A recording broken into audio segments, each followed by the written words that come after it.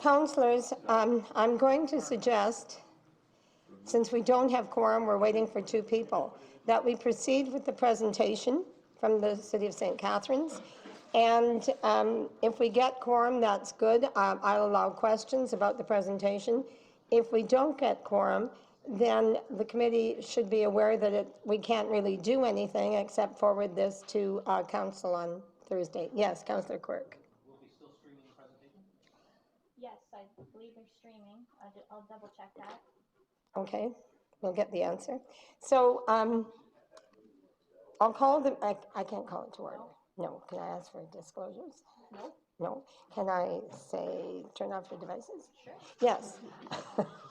So turn off your devices, please. And I will call the delegation from the City of St. Catharines forward, please, to the microphone. And this is on the Waterfront Investment Program. And if you could state your names, please, and, oh, we need one more for quorum now. Welcome, Frank. Please go ahead. My name is Greg White, and I'll be working with Rebecca and Samantha, and we'll do the presentation jointly. Mr. Chair, members of Regional Council and regional staff, good afternoon, and thank you for this opportunity to present our project. As I said, my name is Greg White, and I'm a member of the Welland Canal Fallen Workers Memorial Task Force. I joined the task force as fundraising chair shortly after I retired from Algoma as the Chief Executive Officer in April of 2015. With me are Rebecca Can and Samantha Downing, City of St. Catharines staff, and members of the project team.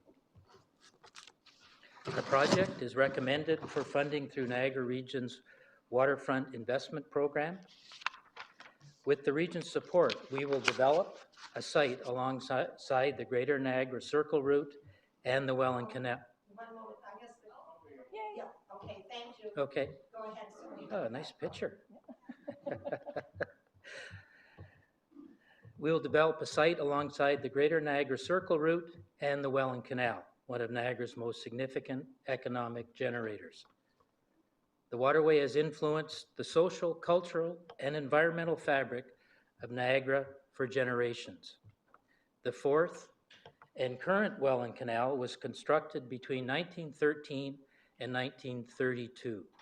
Over this time, 137 men lost their lives as a result of construction accidents.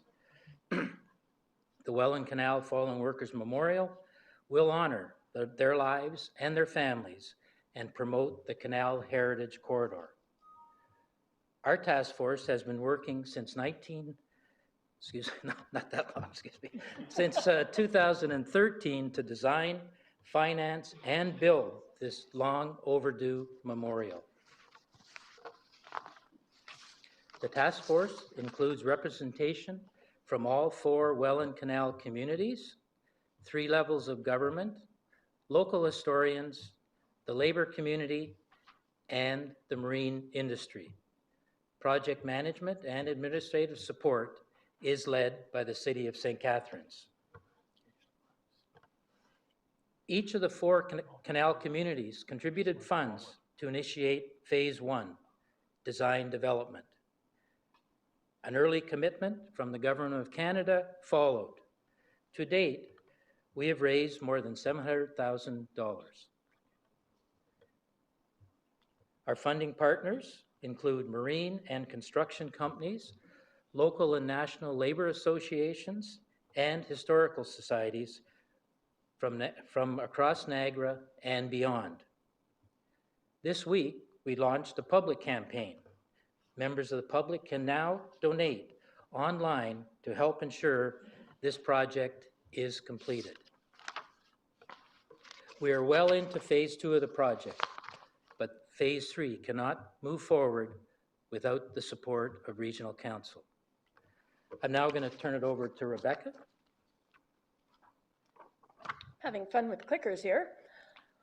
Phase 1 of the project included site selection and securement. The task. Okay, thank you. It's like it doesn't like my thumb. I don't know what's going on.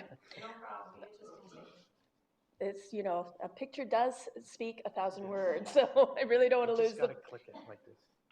Okay. Oh, just simple click? Okay. The task force selected a site north of Lock 3 between the Welland Canal and the Welland Canals Parkway, as you can see on your screen with the yellow arrow.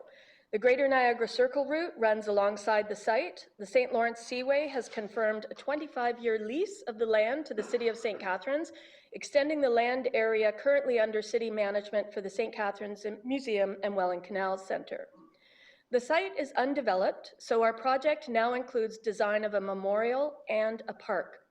After a national design call and RFP process, the task force recommended that St. Catharines City Council approve a design by Derek Revington's Studio of Toronto. On screen is a view of the future park from the south end of the site. In front of you is the Veil, a 40-foot wall of blackened steel that hovers over a cut in the ground. It represents the enormity of the canal's construction and the enormity of loss when 137 workers died in this community. An information panel and a plinth will include text to welcome the visitor and introduce the site. The other side of the Veil is made of polished steel, representing Niagara Falls and the mountain which the Welland Canal climbs. It reflects the park and surroundings and entices visitors to look, explore, and remember. At the north end of the site will be the Gates of Remembrance. The name of each fallen worker and the date and age at time of death will be engraved on these gates, echoing the lock gates of the canal. They sit at the end of a lock bed. Underfoot is a timeline with a line for each year of construction reflecting the number of men who died that year. What does this project mean to Niagara? Visitors on foot, bike, ship, or in cars will be able to remember the men who built this engineering marvel, the Welland Canal. These men came from 8 provinces and 14 countries. This project is national in scope and international in reach. The Welland Canal Fallen Workers Memorial will generate a waterfront and cultural tourism asset for Niagara and encourage visitors to travel the length of the canal to experience the stories shared through this site. Phase 2 is underway. Design is completed and tender documents are being finalized. Fabrication of the Veil and the Gates of Remembrance are in progress. It's pretty shocking that I can do it and you can't. We have been able to leverage grants and donations from outside of Niagara to get to this point in the project's life. Canada wants to see this project unveiled in our commemorative year, but we need an investment from Regional Council to make this happen. By investing in this project, you will invest in a quality, professionally designed public art park along the Welland Canal corridor. The site will draw visitors to the remarkable stories and photographs of the canal's construction, unearthed by a team of dedicated and professional researchers. The work of these researchers will be published in a 350-page book. Port Colborne, Welland, Thorold, and St. Catharines, all lost workers, and all of these men and their communities are a part of this project and will be part of this book. Thank you to regional staff for recommending this investment and to councillors for your consideration. We would now be pleased to take questions. Thank you very much for the presentation. I will inform members of the committee that we have achieved quorum. We have 10, and because Councillor Gale has resigned from the committee, all we need is 10. So I will call the meeting to order. I will ask for any disclosures of pecuniary interest from any member of the committee. And seeing none, we'll now entertain questions of the presenters. Chair Kaslan. Thank you, Madam Chair. Thank you for your presentation today. I know that I was at the unveiling of the the project some time ago. Was it last year? I can't exactly remember if it was a year already. 2 years. Okay, 2 years. All right. August Well, thank you. 2015. It's taken a long time. We need to get this project underway. Thank you. Could you please tell me about the experience that the community will have in visiting that, aside from the fallen workers, reading about the fallen workers themselves? I know there's much more to that particular area, and including a place to sit, and so maybe you could just tell me a little bit more about that. I'll let Rebecca. Sure, I'd be happy to. Excuse me. I'll just use some photos. The park has actually been designed to be very complementary to the existing site. Right now, as you could see in our original photo, it's an undeveloped area that is just empty graveled area.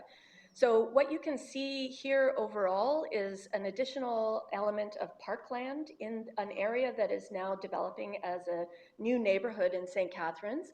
And people will be able to picnic here, they will be able to have formal commemorative ceremonies here, and it will also be a very special place for individuals to come and experience the stories and memories of their family members who are lost, or other workers that they know who have been died or injured during work and in the workplace. So we anticipate that there's going to be a great deal of opportunity for both local community members, residents, visitors to St. Catharines and Niagara to come and experience this site. As well, this site is a jumping off opportunity for people to travel the length of the Welland Canal. One of the foundational goals of the St. Catharines Museum is to celebrate the history and stories of the Welland Canal, and this project has really grown an extraordinary mass of information about stories up and down the entire length of the canal. The 350-page book that's being produced is about canal construction from Lock 1 to Lock 8 and the stories that happened all along that way. So we are looking forward to finding ways to work with our community partners to extend people's experience of the canal all up and down from here.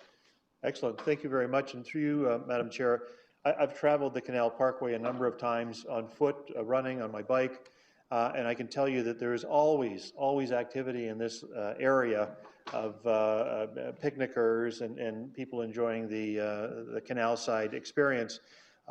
Being close to the museum makes a lot of sense for this to be positioned there. I know in the past there was other I guess, things to see there. There was a front of a ship and so on.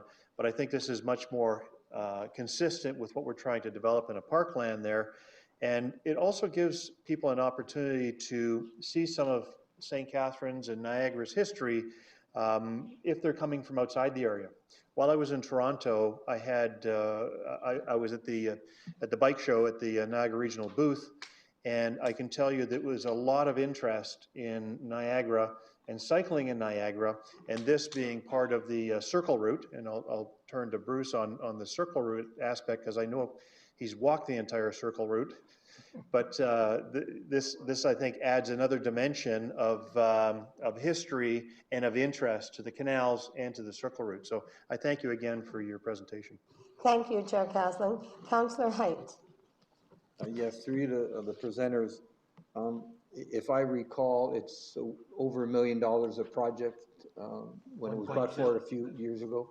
And what you're looking for is matching dollars, matching what St. Catharines is putting forward as well. Is that not what you're looking for? So that's how you came up with that number, 234? 234. Thank you. Thank you, Councillor. Councillor Maloney. Thank you, Madam Chair. I understand there's a memorial in Welland, I believe is it Merritt Park? It's the same concept of dedicated to the foreign or fallen workers, many of whom were foreign, but do we have two memorials to the same, in the same thought process? It's my understanding, through you, Madam Chair, that the memorial in the Welland is dedicated to all workers who worked on the Welland Canal and their families. So that's why there's an image of family members as well as workers in that memorial. So this memorial was promised in 1932 when the Welland Canal opened. At the time, 115 men were identified as having been killed on that project, and it was the largest loss of life on a federal government infrastructure project in the history of Canada, and that continues to this day. And at the opening ceremony, the Minister of Canals and Railways promised a memorial to those 115 men. So more than 80 years later, this community in Niagara stood up in 2013 when they heard this story and said, it's time to repair that promise and to answer to that promise. So this memorial is in response to that. Our goal is to add to an understanding of the canal and the community. It's very specifically focused on 137 men who died, and our intention is to expand awareness of all the assets up and down the Welland Canal through the investment in this memorial. So it will be an added feature to what exists in Welland. Is the federal government a substantial contributor as well? Yes. Federal government? They've already committed to a $150,000 grant, and we have asked them for a supplemental to that, since the scope of our project expanded since 2014 when that application was submitted. Now, you've opened it up for public subscription. Yes. Would the matching funds from the region include any additional funds through the public?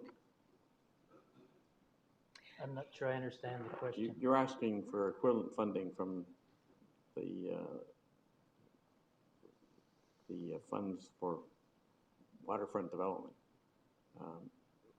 If we have additional subscription by the public, from the public, will the amount from the region expand to include the contributory funding from the public?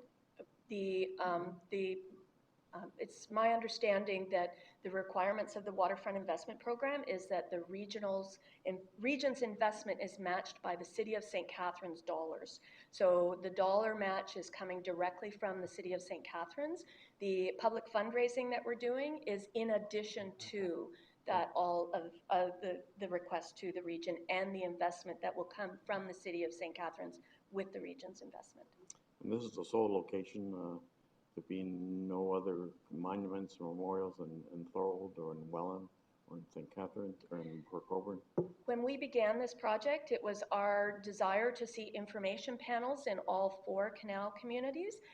Right now, our museum curator is working with Brock University to develop a digital alternative to an outdoor information panel. We have yet to have conversations with our communities because we're still understanding the implications of that, but we hope that there will be an information kiosk in Port Colborne, in Welland, and in Thorold that will tell the stories of the men who came from those communities in pictures and in the stories that are currently being published in the St. Catharines Standard and the Welland Tribune. Thank you, Madam Chair. Thank you, presenters. Just the additional funds, excuse me, just the additional funds that we're working on with the online campaign and continuing with our corporate ask from various companies will be used to allow us to increase our budget to do these kiosks that Rebecca's talking about. Thank you for that. Councillor Timms. Well, thank you, Madam Chairman, and thank you the entire team that's been working on this for the last number of years.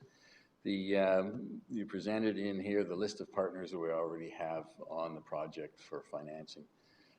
Can you give us a little rundown on what's been raised through that channel at this point? Sure. Can you go to that slide that shows them all? So Heritage Canada is the first one. That's the $150,000 that Rebecca was talking about, and as she said, we've gone to additional. So from the St. Lawrence Seaway, Canada Steamship Line, another shipping company, Algoma, Lower Lakes, Ontario Paper, Groupe de Gagne McKeel, ArcelorMittal from Hamilton, Rankin Construction, FedNav, and the Standard are all $25,000 contributors. So from the corporate sector, including those ones, we've raised It's just over $350,000 from the corporate sector. The labor community has contributed $100,000, so $450,000. And then from various community initiatives, we've raised another 50-ish. So we're about 500, and I think it's 515,000 from those three sectors. And then the government funding and the funding we received from St. Catharines and the Welland, Thorold, and Port Colborne at the start of the project makes up to get us over the 700,000. Thank you. And a further question about the And can you, just please, committee members and the presenters, will you direct all your questions and comments through the chair, please? Through you, Madam Chair. Thank you. The question was raised about the memorial in Welland to the canal workers. And I think that my understanding of that, it was broader and general to all workers and depicts mostly the first and second, perhaps even the third canal kind of work. This memorial is intended to be very specific to the fourth canal. And it does, I think, through you to the presenters, how does it reflect the work in beyond St. Catharines, the fallen workers that fell? I think you mentioned Lock 6, which is in Thorold. So this reflects everybody that was involved all the way down into Port Colborne.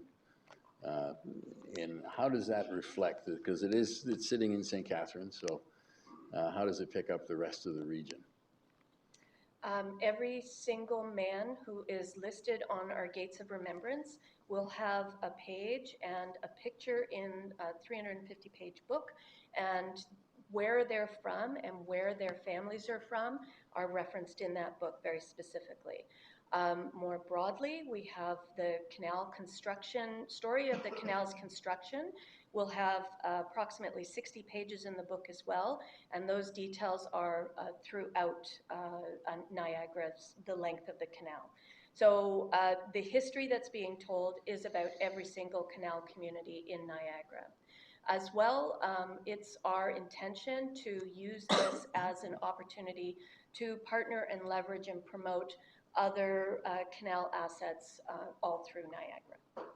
Thank you. So, Madam Chair, I think this does add, as was suggested, adds to the history of the canal and the understanding of the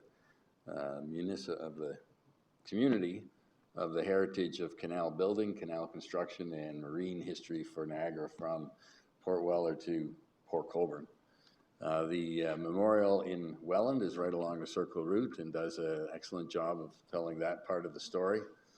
This memorial tells mostly the story of the fourth Welland Canal, and it does add a great deal of, it's another interest point on the Circle Route that will attract certainly the history buffs that tour Niagara because of National Historic Sites.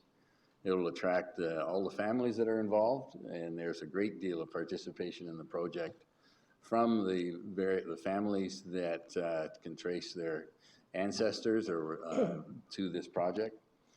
So I think it'll be a great asset for the entire region, and that is really why we're looking at the regional fund, waterfront, this particular fund, because it is a contribution from every municipality in effect to this project.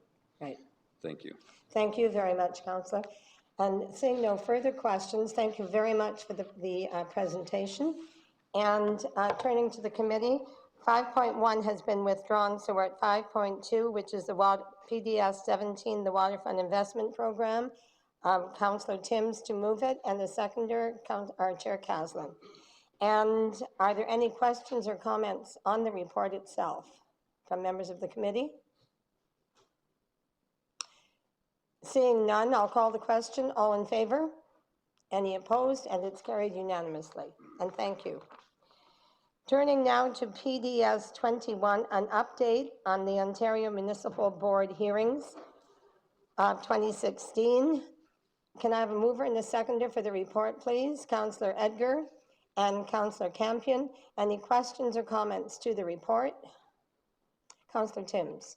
Thank you, Madam Chair. We are, some of us anyway, are going to be attending AMO in August of this summer.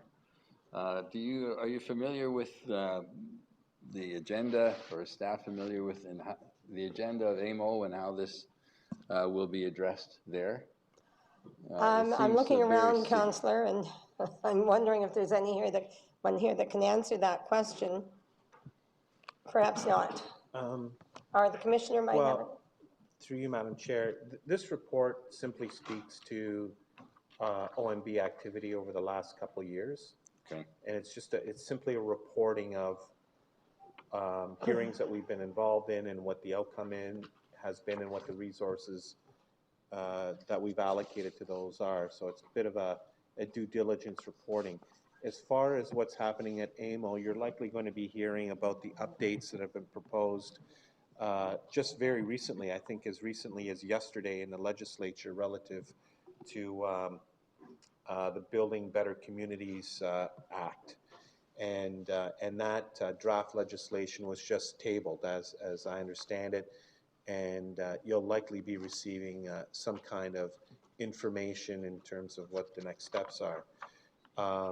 Not to preempt the next, what's going to be considered later on, but there's going to be more coming from both the province and regional staff about the OMB reform. Okay. Thank you, Councillor? Madam Chairman. Through you, my question really was more directed towards 6.2. Yes, and we're going to be addressing those under other business, so right. we'll Thank do you. that later. Councillor Nunziata, you have questions on this report? Same kind of questioning with respect to what I brought forward to corporate services with Bill 139, the bill that was presented yesterday. Right. With respect to And the that will be changes. addressed later. Yeah, that's fine. Right, thank you. Thank you, Madam Chair. Councillor Easton, to this report? Yes, Madam Chair. I'm seeking clarification from staff on the issue was mentioned at least twice in the report where there were questions about the boundaries for provincially significant wetlands. And I'm curious about how that would have been the case. Why would those boundaries have been in question? Ms. Radman, is that something you can answer? Through you, Madam Chair. My understanding is that there our mapping within our current official plan is not as up to date as some of the mapping that is now in our local official plans. And so there's always a discussion that occurs with the province about the mapping changes. And I think that we were able to work through that in discussion with the province, and so those issues were taken off the table or resolved. Those issues were resolved, I think. Okay, Madam Chair, through you, the purpose of my question is I'm glad to hear that that's the case, but I was curious to know whether or not there were actually a continued effort to actually name provincially significant wetlands on private property without private property owners' notification. Is that pretty much been laid to rest now? We shouldn't expect that to happen in the future? Or? We're hoping so, but perhaps the Commissioner can comment? My understanding is that, based on an evaluation, whether it's done at the request of a property owner, proponent, or other agency, if that evaluation results in the identification or change in wetland boundaries, the area biologist signs off on that, and there's no direct notification to the property owner. It's posted on the ERB. That's been sort of source of consternation, and I'm looking to Marilyn to verify whether that's still the process. I know it was up to recently. Right. What's the ERB, if I could? Environmental Review Board. Oh, okay. Marilyn, do you have an additional comment? Through you, Madam Chair. It's interesting that the Conservation Authority is also very interested in updating their mapping. So there's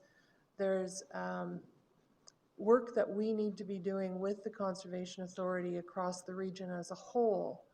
And that would involve conversations with property owners, I believe. And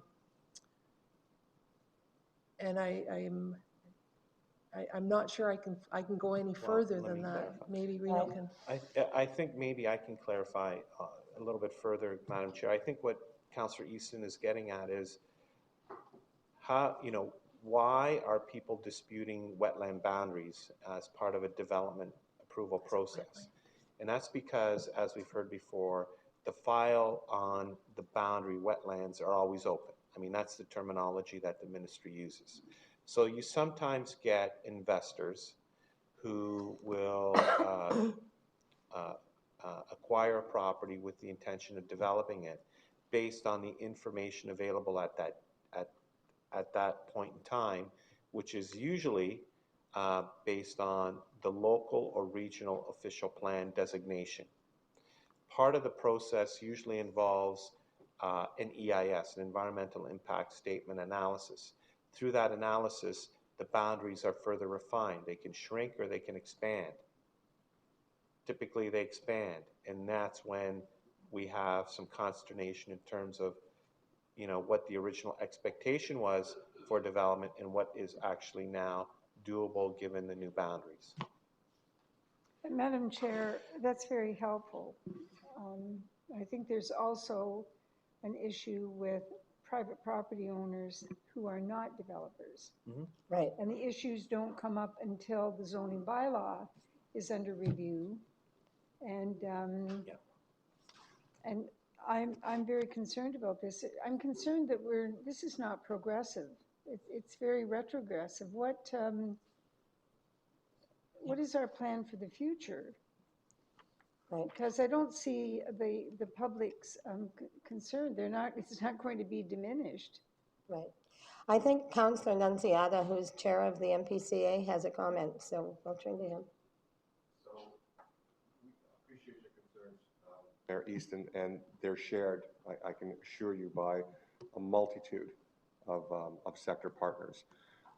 I guess your questions probably lead into more questions that I would have as far as how do we close that gap? How do we close that loophole and provide predictability and definitive lines for the investment community, the development community to come forward and say, listen, this is a PSW according to the PPS, provincial policy statement. There will be no site alteration, no development in a provincially significant wetland.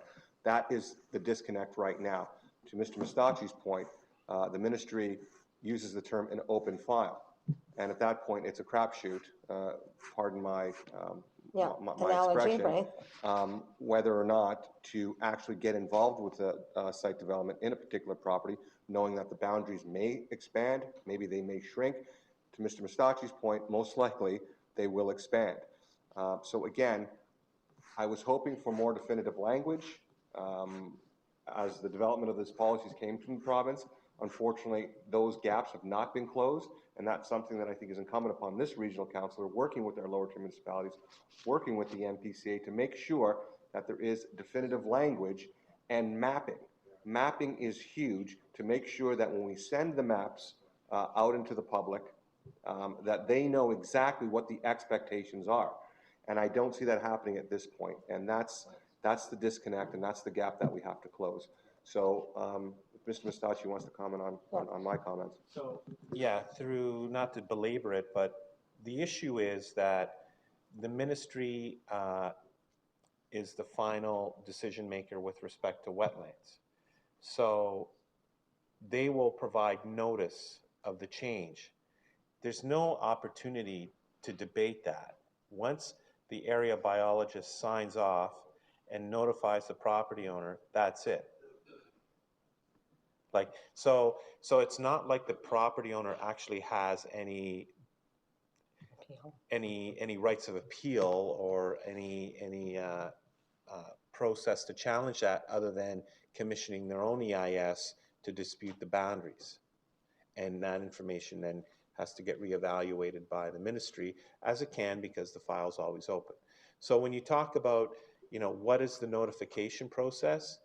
The notification is that they let the property owner know that their lands have been reevaluated and there's new wetland boundaries. They just tell them, that's it. Now, again, and it's not, from my understanding, it's not a proactive notification. The box that local municipalities are in is that then you have to implement local official plan designations to reflect the most recent M&R mapping and zoning, and then it's forced onto your table in terms of justifying, you know, that designation and that zoning.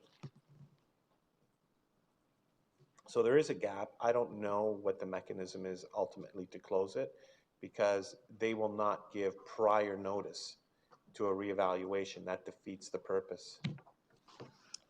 Obviously, this is an issue that causes great concern and that needs some compromise and some work. Yes. The answers may lie in the O system, which is the Ontario Wetland Evaluation scoring. From my understanding, there is a difference between a depression that holds water and an actual provincially significant wetland that is involved in the hydrology and the surface water absorbability and all those other factors that go into determining watersheds. So I think there has to be better definitions coming from our ministry partners as far as what is a provincially significant wetland, the mapping system that goes into it, and once that process eventually evolves and catches up with planning concerns, then that may supply some of the answers to a lot of property owners' questions right now. Yes. Not to have this go on too much longer, but it's I mean, it's one of these things that just gets glossed over because we don't have any kind of discussion. However, there was some very good work that was done by the region on this whole business of mapping. And I've forgotten who there were two young ladies that were involved in it. That's mine. Did that have any influence at all on the accuracy of the mapping? It's not changing the policy that they operate by, but did it change anything?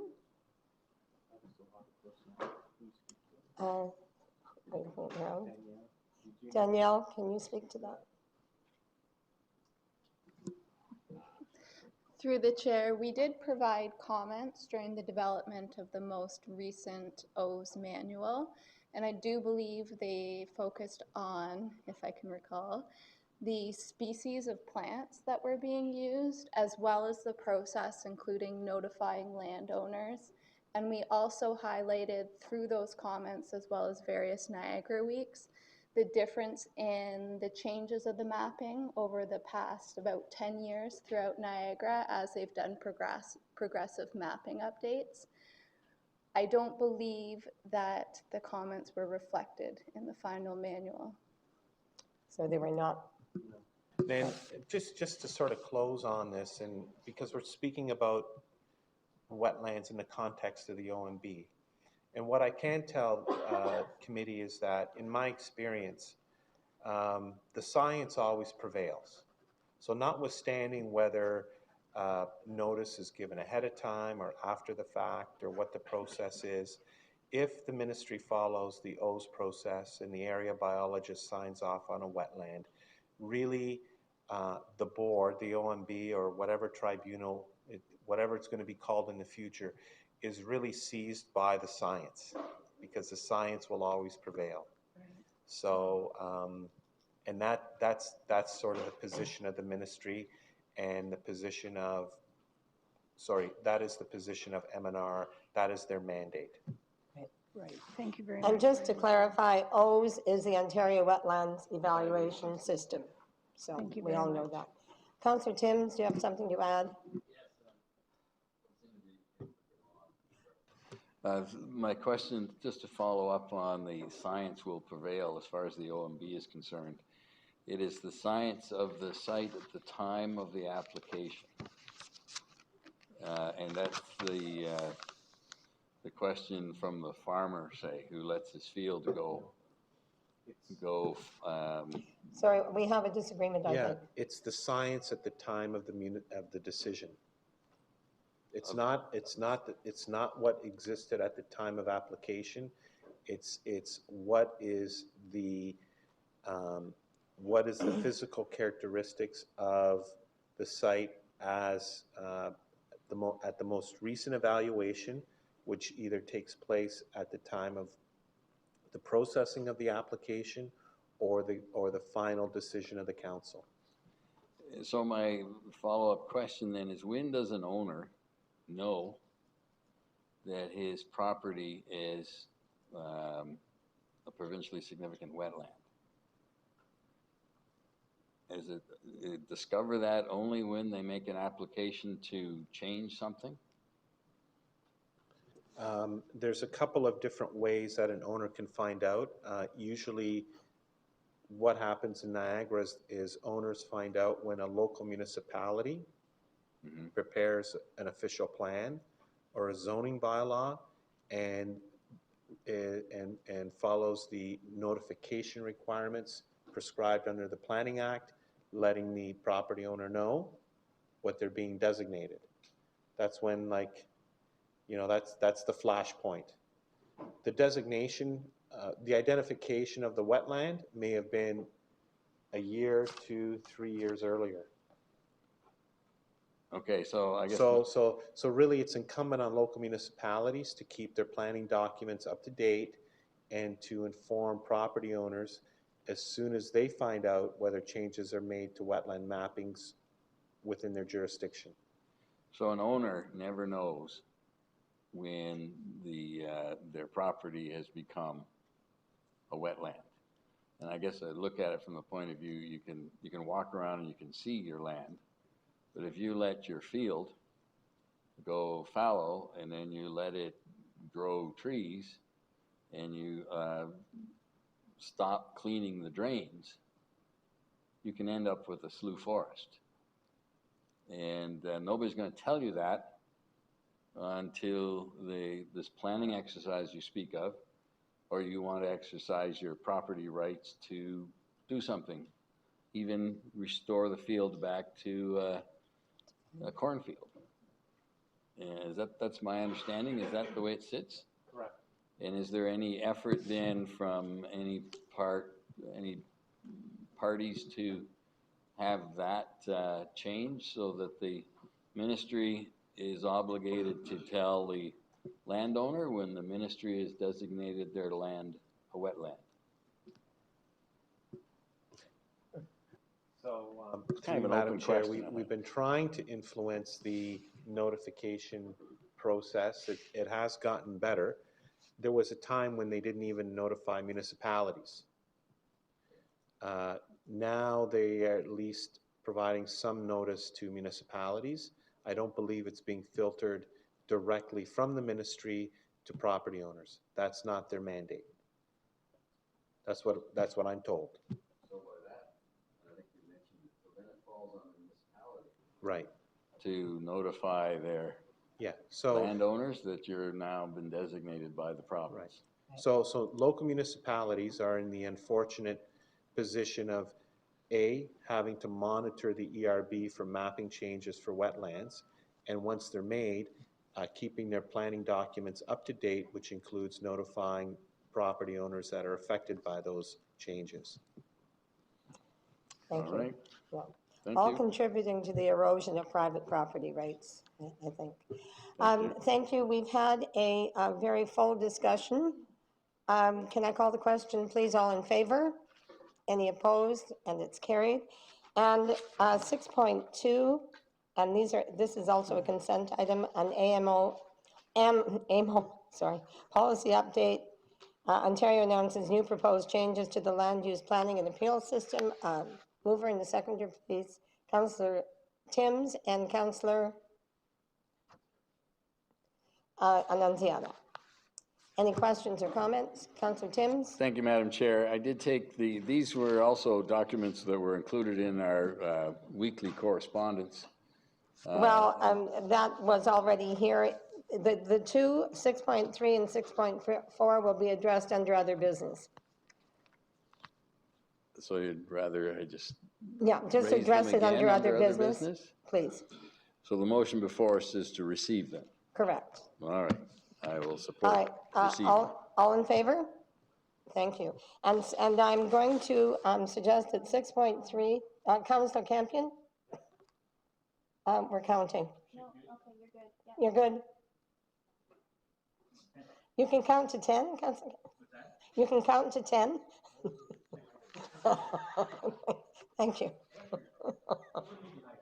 Thanks. That 6.3 and 6.4, which were requested by Councillor Timms, will be discussed under other business. And we can still, we'll call them 7.3 and 7.4. So Councillor Timms, you have the floor. Thank you. Which item are we on here? 7.3, which is 207, Ontario's proposed changes to the land use planning system. Thank you. Thank you, Madam Chair. I wonder if staff could do a little summary of what these proposed changes are. There's a couple of significant items in there, and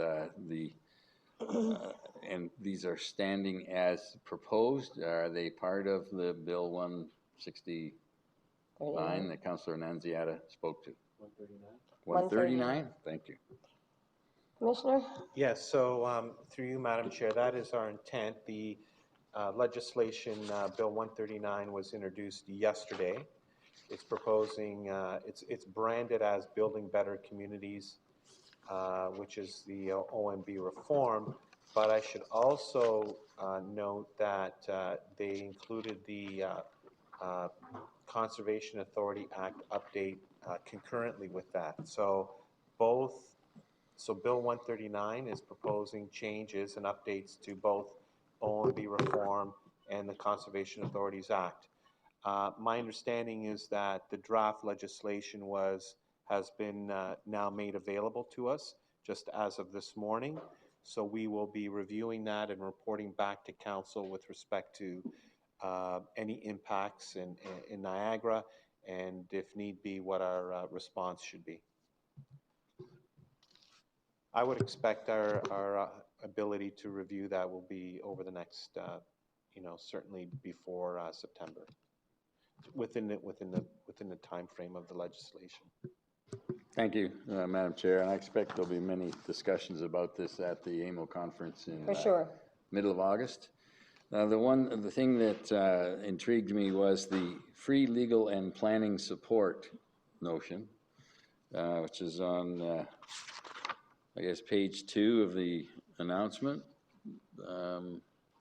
sent to us by AMO, I think, where it speaks that the government will create a local planning appeal support center, a new provincial agency, mandated and funded to provide free and independent advice and representation to Ontarians on land use planning appeals. The center will be modeled after Human Rights Legal Support Center and would provide planning and legal advice to people who want to participate in the tribunal appeals. So my question is, I'm sure you can't answer at the moment, but the intent is to include in this a bit of a advice on a filter for frivolous and vexatious, so this office might be able to advise people, that their intended appeal would fall under that category, and that, so it may help prevent frivolous and vexatious, but also provide support for those that this particular office feels they've got a reasonable or anything but frivolous and vexatious kind of appeal. And it sounds like it's kind of unlimited funding to any appellant, any person who wants to appeal. Thank you. Okay. Yes. So just a couple comments. I think Councillor Timms, you've captured an important element in that. I think at a high level, what the legislation is trying to do is to avoid the sort of big, costly appeal, the appeals that cost, the parties millions and millions of dollars and result in delays. So there's a very strong focus to get to mediated settlements. And I think the office will be empowering community groups and individuals to have a bit more influence in terms of a mediated settlement. So that's the one piece. You asked initially about some of the big moves. The really big move from my perspective is getting rid of the de novo element of a hearing where new evidence and new options can be introduced during the OMB process, which the local council has not adjudicated or has not seen or made a decision. So they're proposing that opportunity be removed from the hearing process so that the decision is exclusively based on information that has been at least received, considered, and addressed at the local council level. If there's decisions that are outside that, they would have to come back to the local council for a determination of whether it's acceptable or not. But again, I'll get into more detail in that when we do a summary, but that's a very significant change in the way the OMB operates moving forward if this legislation proceeds as drafted. Thank you, Madam Chairman. So my first draft or first reading of this is that it's a very helpful and significant improvement in the OMB process at this point, as it provides for a more efficient process without removing any of the the opportunities for the public to appeal municipal decisions. So it sounds like it's adding a great deal of efficiency to the system. And my first reading of it is it's a very positive proposition. Thank you. Thank you. And Councillor Nunziata. Thank you, Madam Chair. I'm just going to reiterate my comments at Corporate Services about Bill 139 coming forward. I guess my question is to planning staff here. When you look at the bill in its omnibus fashion, will you be providing comments as far as the fidelity of all these acts working cohesively together? Or will your comments include they're doing this with the amendments to the Planning Act, but it doesn't address this in the Ontario Development Planning Act or the Conservations Act? I mean, I was hoping a whole lot more fidelity with respect to all these acts, respective of planning. Will you be making those comments?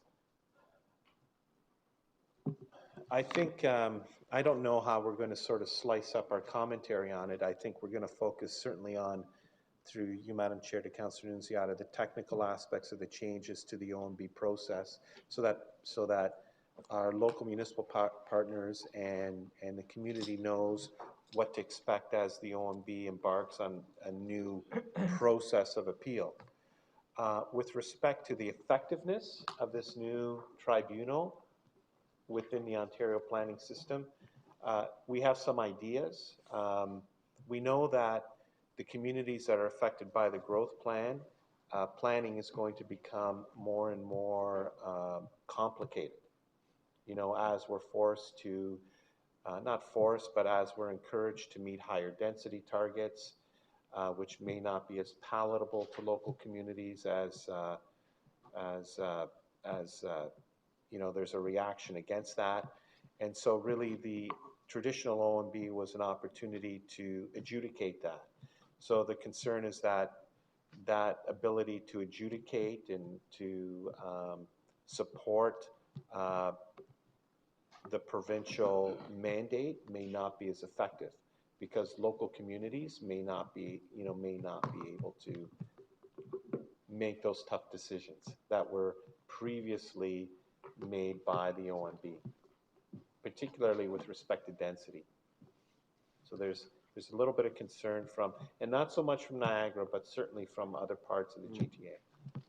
Okay, well, I appreciate those comments, and I mean, I'm just baffled. I don't know what it's like to be a planner in a lower tier municipality or even an upper tier municipality, given the amount of regulation that has to be implemented in this cohesive manner. I mean, just looking at this, there's the Metrolinx Act, the Resource Recovery and Circular Economy Act. How many acts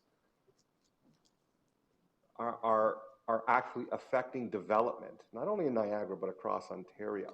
I mean, I'll give you one example. When I look at the provincial instruments that regulate wetland features, 18. There's 18 provincial instruments that regulate wetland features. How they work cohesively with any kind of fidelity is beyond me. So we are in a climate right now, and I know during corporate services we had this long discussion about providing incentives for brownfields. And when you're in the development community trying to find the path of least resistance through all these acts and regulations, it has to be an incredibly onerous task. So I'm hoping when you come back with comments, when you're looking at this, what this is going to look like, you can provide me some kind of context, because I'm not a planner and I'm finding this very, very confusing as far as all the different acts and legislative instruments that we have to manage and then pass on that information in a very responsible way to the development community. Right. We live in a very complex world. Oof. Right, and highly regulated. Thank you for that. And now we're moving on to a memorandum from Mr. Axe, planner, respecting proposed changes to the land use planning appeal system, and this is 7.4. Any questions or comments on this? Seeing none, we'll go ahead. And is there anything else under other business? Seeing none, our next meeting will be held on Wednesday, June 21, 2017 at 1 p.m. in this chamber. Thank you. The meeting is adjourned.